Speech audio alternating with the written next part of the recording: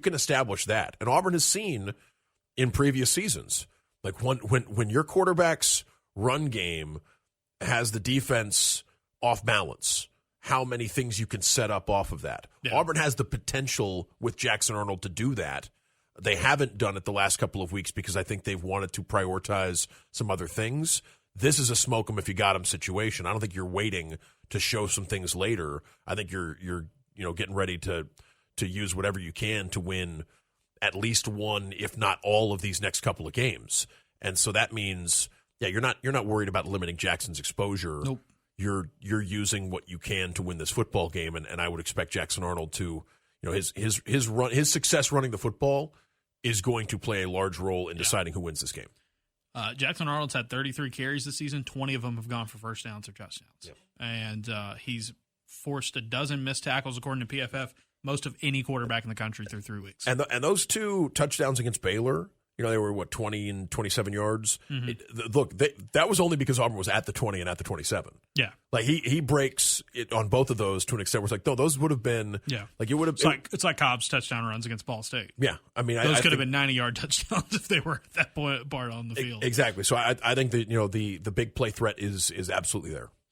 And that is a very good point, Dan, because I think still the best version of this offense, we saw it in the Baylor game, and I think we've seen it in stages these last couple of weeks as well against lesser competition. The best version of this Auburn offense is when they're running the ball and they're using the RPO game.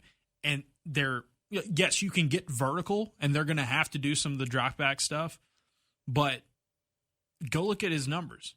Jackson Arnold is a more efficient quarterback this season coming off of plays that have play action attached to him.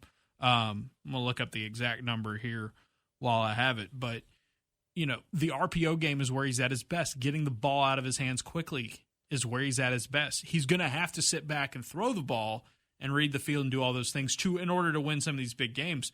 But if you can be effective doing this, and he plays a key part of it as a runner, you can go a long, long way with that. This season. And I get that people had air raid like dreams in their head with these receivers, but I just think what you saw against Baylor, and it's not all this offense can do, because I think we need to see an offense. We need to see a defense force Auburn into a different look, and then we'll see. And what I think Auburn Oklahoma is going to be a lot more varied than the very by the book way that Baylor went about their business in week 1, and then these last 2 weeks is just. You had that line of scrimmage advantage where running the ball just made a ton of sense. By the way, I have the number here now. On plays with any sort of play action element, that includes RPO as well, 8.2 yards per attempt for Jackson Arnold. No play action, 6.5. So it's a pretty decent sized difference.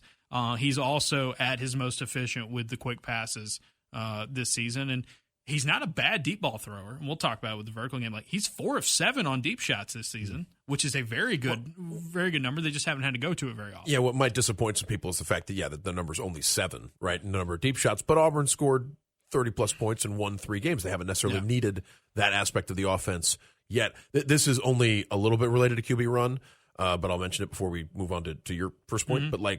But Auburn's ability to pass off of formations where it looks like they're running is another reason why setting it up is so important, because when you have teams worried about PB&J and have at least 2 tight ends in the game, and again it may not be what you immediately think this offense is going to look like with this talent at receiver, but when you have 2 of those tight ends in there and you can throw off of that to one of the receivers or even one of the tight ends. That's just, because it's so tempting for a defense to want to overload on the run.